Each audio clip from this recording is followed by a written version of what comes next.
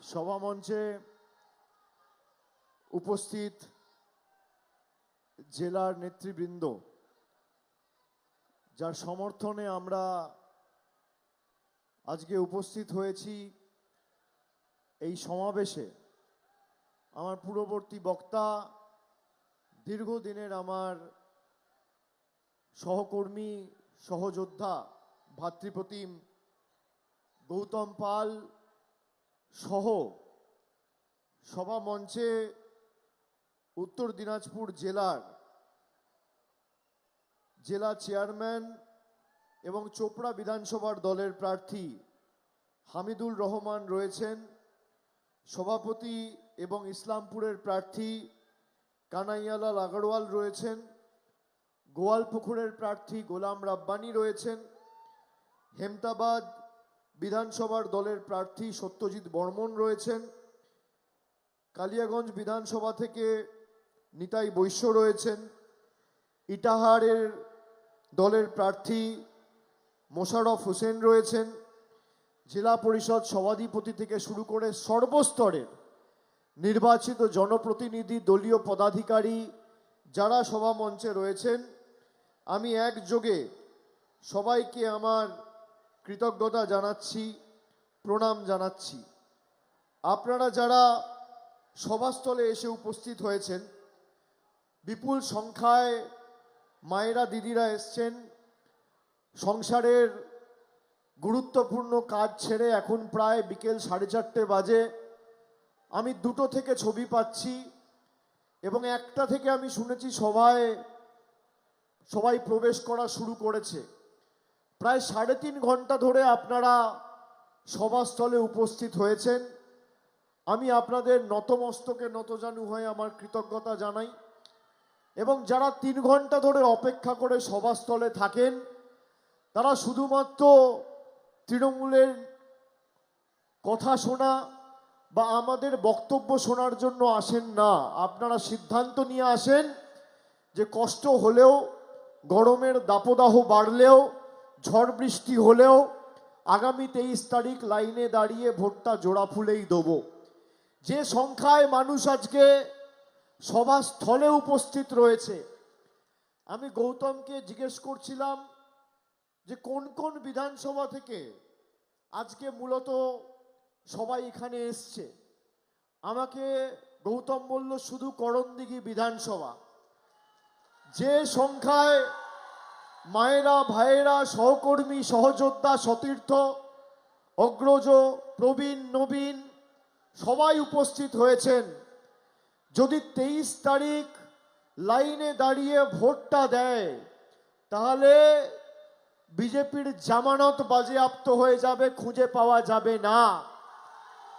আমি করণদিঘির মায়েদের কাছে, ভাইদের কাছে আমার কৃতজ্ঞতা জানাই। আপনারা যে সংখ্যায় আজকে এসে উপস্থিত হয়েছেন, যে ভালোবাসার ঋণে আমাদের আবদ্ধ করেছেন, আমরা এই মাটির কাছে, আপনাদের কাছে চিরকৃতজ্ঞ এবং চিরঋণী।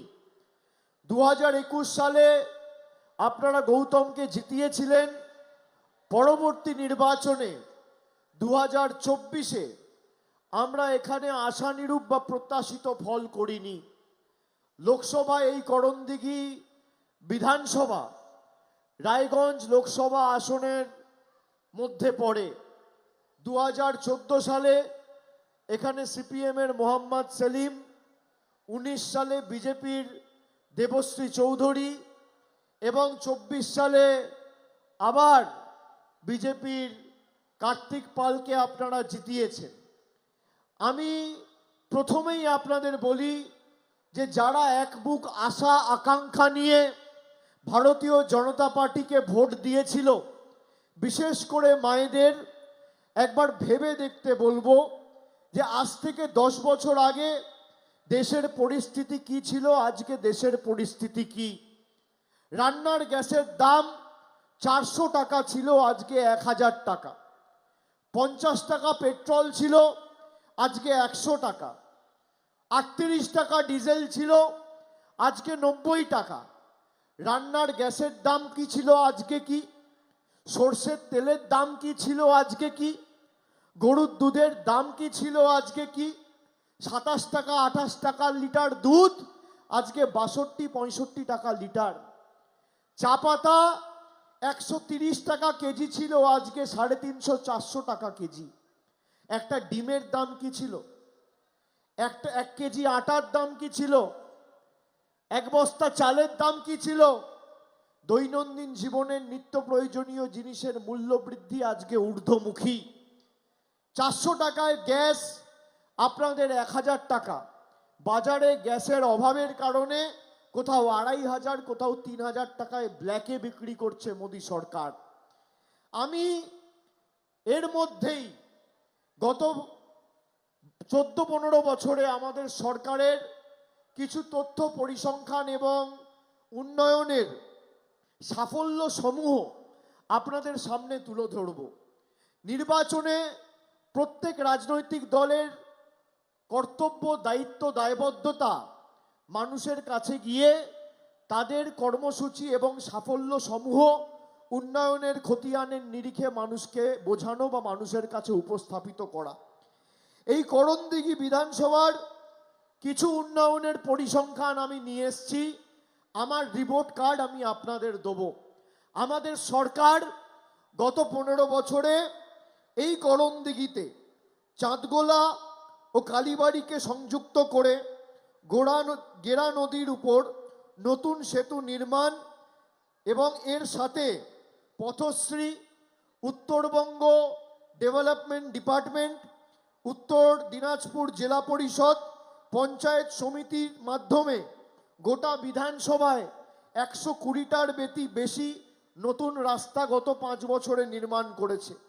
স্বাস্থ্যক্ষেত্রে করণদিঘি ব্লক জুড়ে 43টি হেলথ এবং ওয়েলনেস সেন্টার আমাদের সরকার করেছে। শিক্ষাক্ষেত্রে করণদিঘি গার্লস হাই স্কুল 100 শয্যা বিশিষ্ট ছাত্রীনিবাস নির্মাণ করা হয়েছে।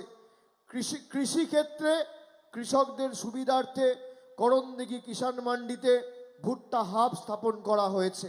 সামাজিক পরিকাঠামোগত উন্নয়নে উন্নত পরিবহন ব্যবস্থার জন্য করণদিঘি বাস স্ট্যান্ড এবং ডালখোলা বাস ডিপো নির্মাণ করা হয়েছে।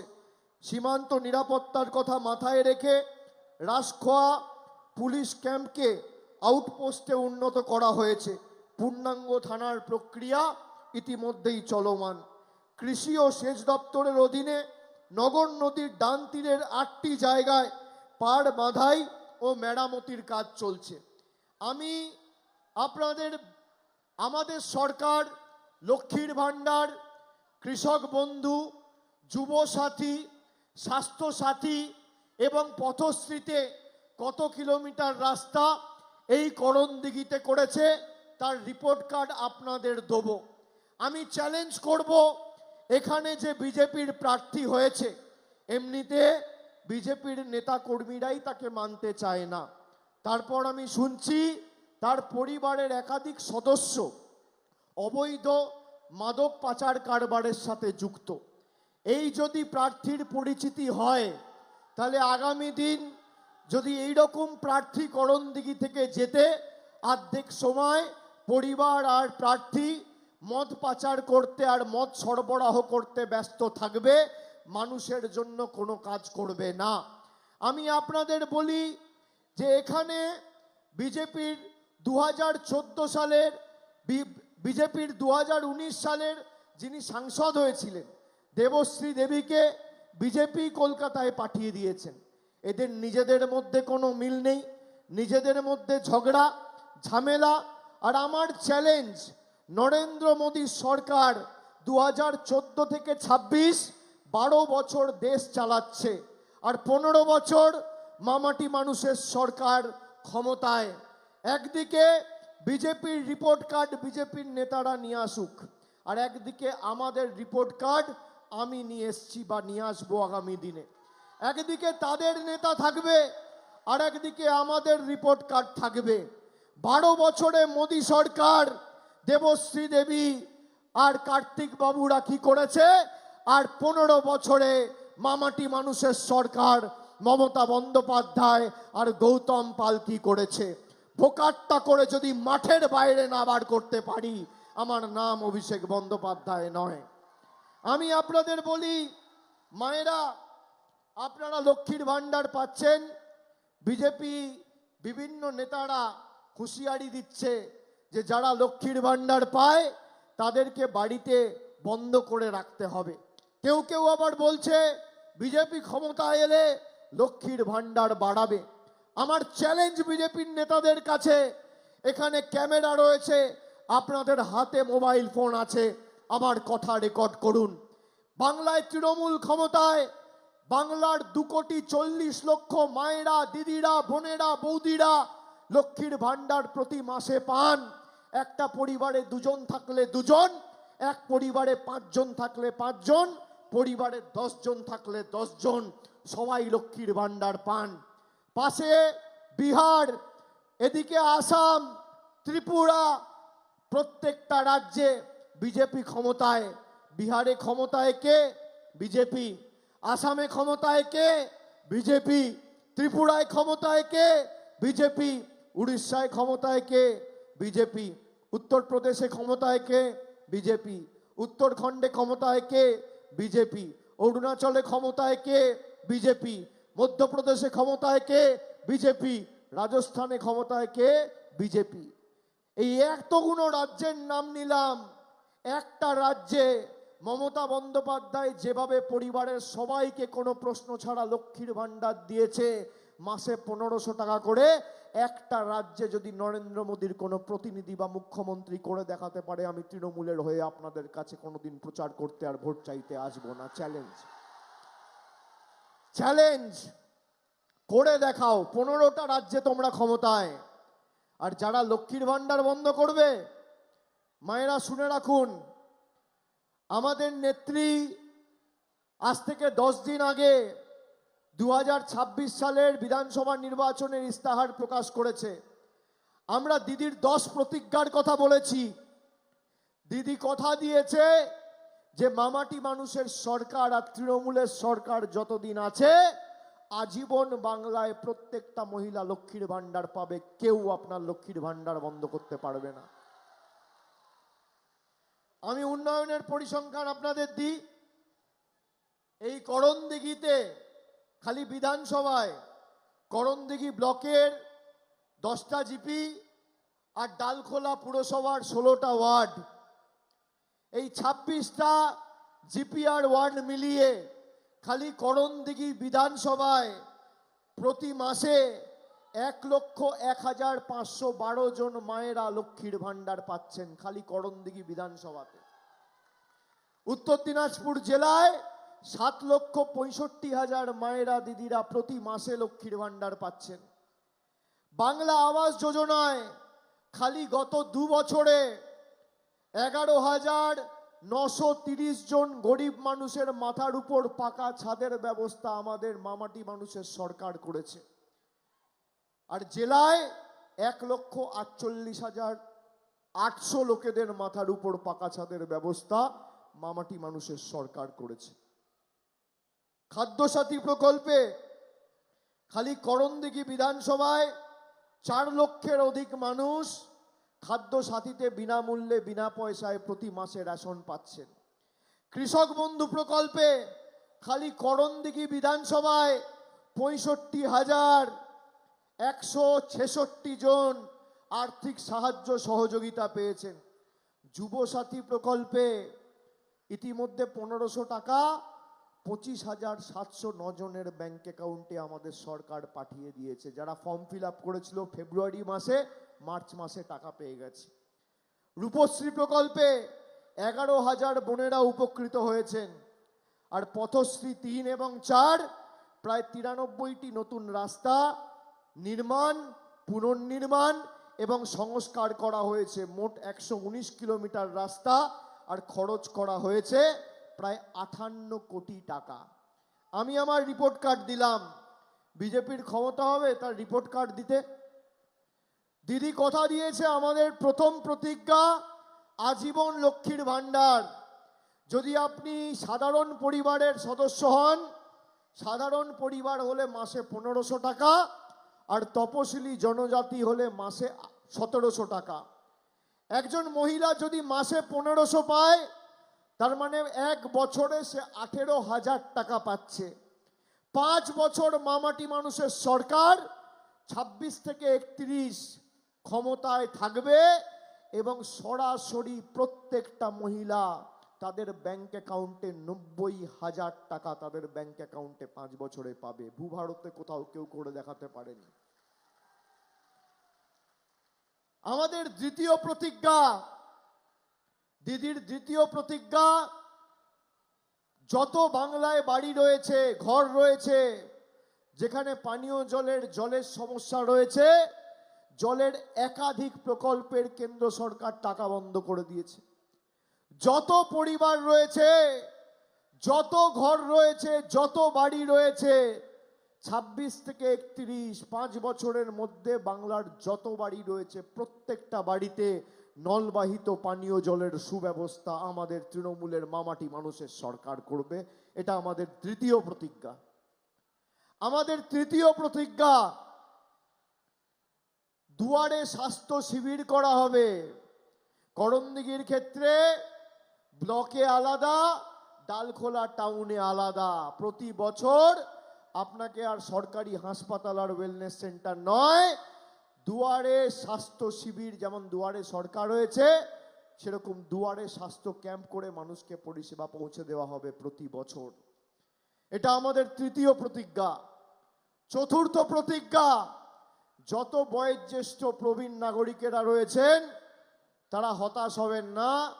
যারা বার্ধক্য ভাতার ফর্ম ফিল আপ করেছিলেন, কেন্দ্র সরকার টাকা আটকে দেওয়ার পর মমতা বন্দ্যোপাধ্যায় কথা দিয়েছে যে যেভাবে আমরা পথশ্রীতে কাজ করেছি টাকা আটকে দেওয়ার পরেও একইভাবে কেন্দ্র সরকার টাকা দিক আর না দিক, যারা বার্ধক্য ভাতার ফর্ম ফিল আপ করেছিলেন আগামী দিন সবাইকে আমাদের সরকার ডাইরেক্ট ব্যাংক ট্রান্সফারের মাধ্যমে সরাসরি ব্যাংক অ্যাকাউন্টে বার্ধক্য ভাতা আগামী দিন পৌঁছে দেবে। আমাদের চতুর্থ প্রতিজ্ঞা।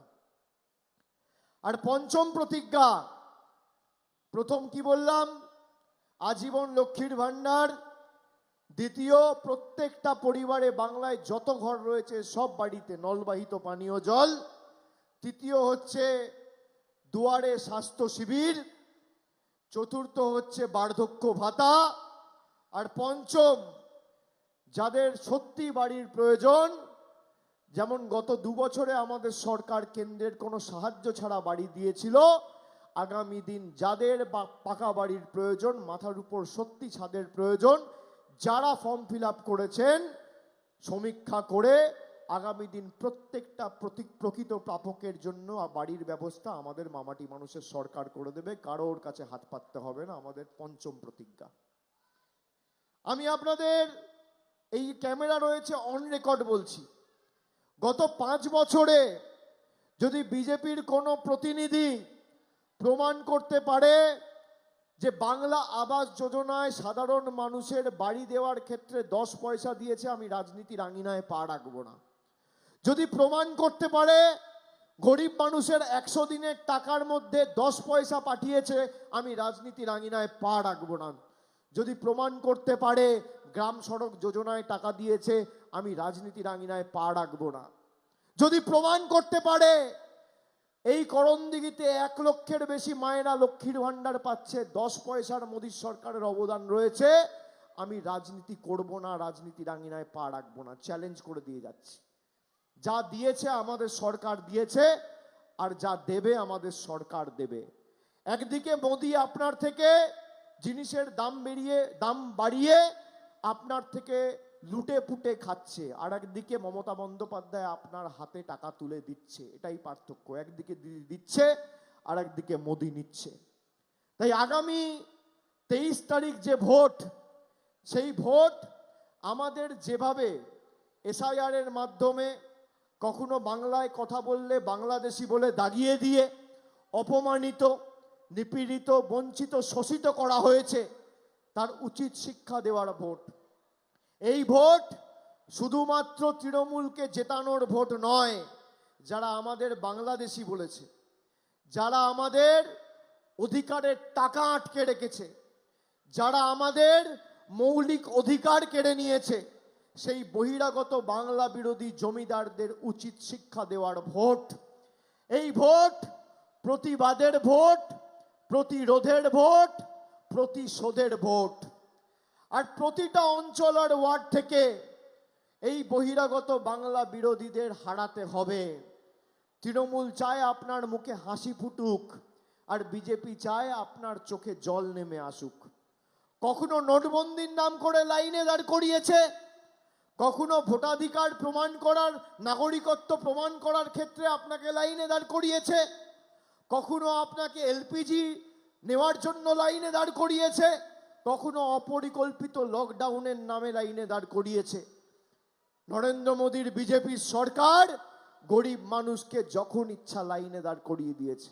আগামী 23 তারিখ তাই জবাবটা লাইনে দাঁড়িয়েই দিতে হবে। কষ্ট হলেও জোড়া ফুলের বোতামটা টিপবেন, আর দেখবেন দিল্লিতে ভূমিকম্প হবে, আর থরথর করে মোদিবাবুর গদি কাঁপবে।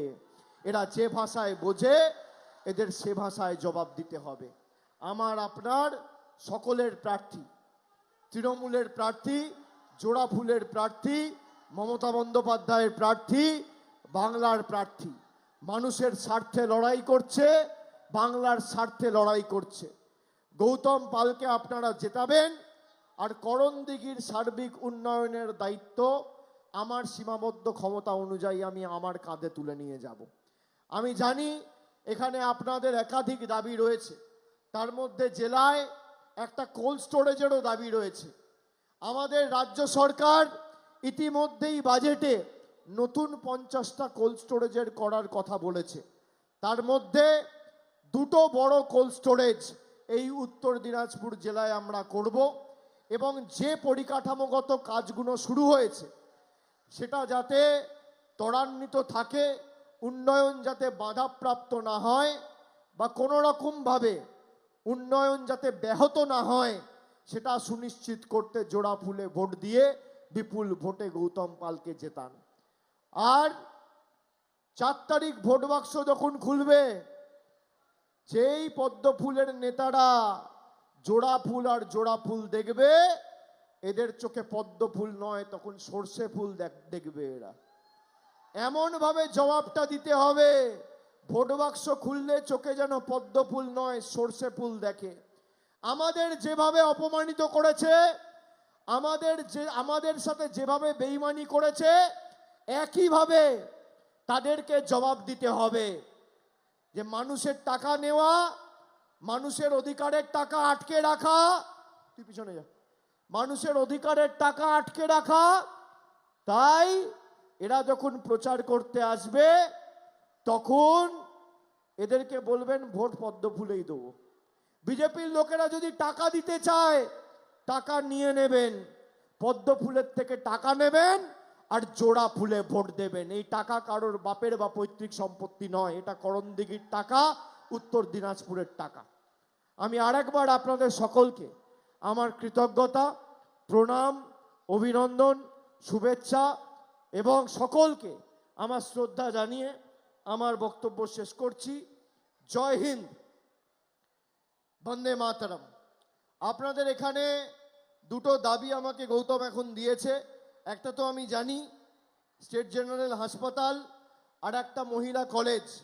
দুটো দাবিকেই আমরা অগ্রাধিকার দিয়ে দেখব কোথায় কি করা যায়। কোল্ড স্টোরেজের কথাটা যেমন আমি দিয়ে গেলাম, মহিলা কলেজ হবে, এবং স্টেট জেনারেল হাসপাতালের যে দীর্ঘদিনের দাবি, আমরা অগ্রাধিকার দিয়ে দেখব। কিন্তু আপনারা কথা দিচ্ছেন ব্যবধান টপকাতে হবে। 2021-এর ব্যবধান টপকে 40,000-এর বেশি ব্যবধানে করণদিঘিতে জিততে হবে, জোড়া ফুলের প্রার্থীকে জেতাতে হবে। এরা দেখছেন তো, যদি এরা কোনো মতে গায়ের জোরে বাংলা দখল করে, তাহলে আগামী দিন আমি কি খাবো বা আমি কি পড়বো, কার সাথে কথা বলবো, ডিম খাবো না মাছ খাবো না মাংস খাবো, বিজেপির নেতারা ঠিক করে দেবে। বিহারে মাছ মাংসর দোকান বন্ধ করে দিচ্ছে, পাশে বিহার খোঁজ নিন, বিহারের উপমুখ্যমন্ত্রী বলছে মাছ মাংস বিক্রি করা যাবে না। এই হচ্ছে বিজেপি। আমি কি পড়বো, কি খাবো, কার সাথে কথা বলবো, বিজেপির নেতারা ঠিক করে দেবে বাংলা কি পড়বে, বাংলা কি খাবে, করণদিঘির মানুষ কার সাথে কথা বলবে, করণদিঘির মায়েরাই ঠিক করবে। আগামী দিন তাই জোড়া ফুলকে জেতাতে হবে এবং বিজেপিকে 50-এর নিচে নামাতে হবে। যারা বাংলার বিরুদ্ধে চক্রান্ত ঘোষণা করে বাংলার মানুষকে ভাতে মেরেছে, তাদের রাজনৈতিকভাবে দেউলিয়া করে তাদের রাজনৈতিক ভবিষ্যৎ অন্ধকার করার শপথ আমাদের আজকে এই সভা থেকে নিতে হবে। আমি সকলকে আর একবার ধন্যবাদ, কৃতজ্ঞতা, প্রণাম জানিয়ে আমার বক্তব্য শেষ করছি। জয় হিন্দ, বন্দে মাতরম, তৃণমূল কংগ্রেস জিন্দাবাদ, মমতা বন্দ্যোপাধ্যায় জিন্দাবাদ। জয় হিন্দ, জয় বাংলা। জোরে বলো, জয় বাংলা, জয় বাংলা, জয় বাংলা, জয় বাংলা। আমাদের প্রার্থী যারা আছেন একবার সামনে আসুন তো, সবাই চলে আসুন। কন্টেস্টিং ক্যান্ডিডেট যারা, আপনারা সকলে আশীর্বাদ করুন আমাদের প্রার্থীদের। আশীর্বাদ করছেন তো? করছেন তো? সবাই যে ব্যবধানে জিতেছিল তার থেকেও যেন বেশি ব্যবধানে জেতে। এখানে আমাদের যে কজন প্রার্থী রয়েছে, দুজন ছাড়া সব প্রার্থী আছে। সকলকে আশীর্বাদ করুন। আর উত্তর দিনাজপুরের সার্বিক উন্নয়নের দায়িত্ব আমার। আমি কথা দিয়ে যাচ্ছি, জোরে যত গলায় জোর আছে জয় বাংলা বলে আশীর্বাদ করুন। বলুন জয় বাংলা, জয় বাংলা, জয় বাংলা, জয় বাংলা, জয় বাংলা। যতই করো হামলা, যতই করো হামলা, আবার জিতবে, আবার জিতবে, আবার জিতবে, আবার জিতবে, আবার জিতবে, আবার জিতবে। জয় বাংলা, জয় বাংলা, জয় বাংলা, জয় বাংলা, জয় বাংলা, জয় বাংলা। অনেক অনেক ধন্যবাদ, নমস্কার।